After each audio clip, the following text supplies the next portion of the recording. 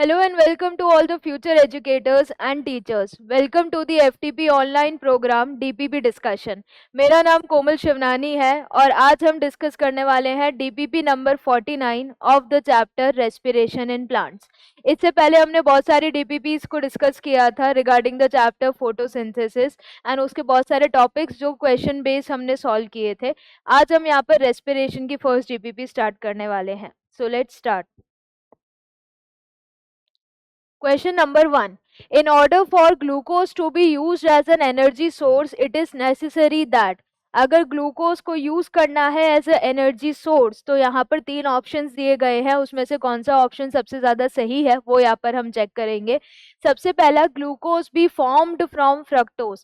ऐसा जरूरी नहीं है कि अगर ग्लूकोज को यूज करना है एज अ एनर्जी सोर्स तो वो फ्रक्टोज से बने, नहीं।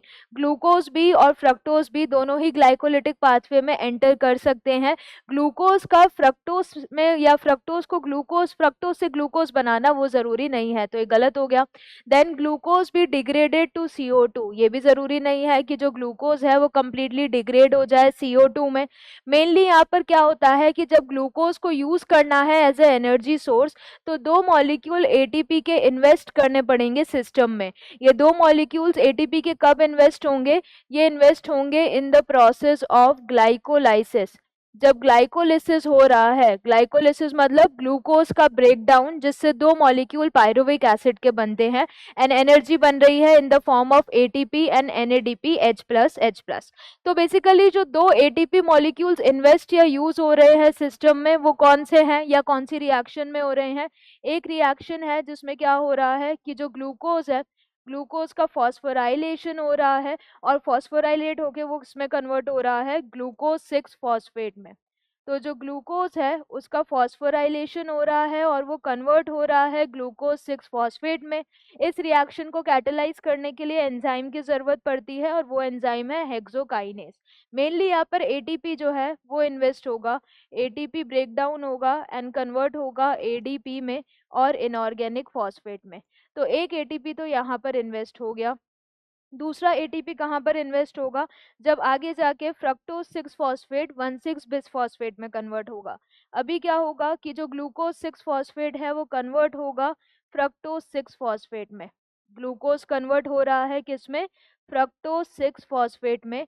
ये नॉर्मल आइसोमराइजेशन रिएक्शन है जिसमें ना कोई ATP इन्वेस्ट हो रहा है ना रिलीज हो रहा है।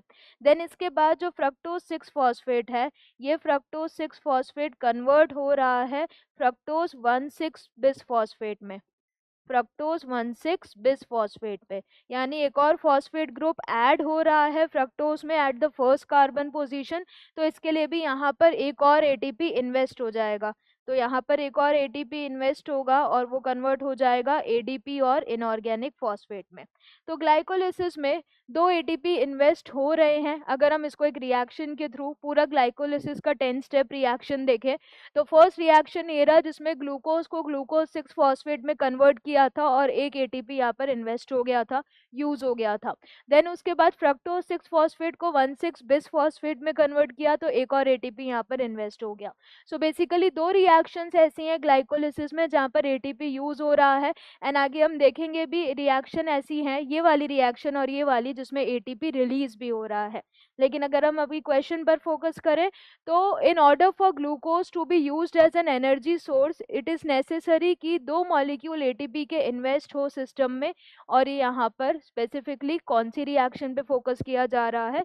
ग्लाइकोलिसिस रिएक्शन पे। तो correct answer is option C.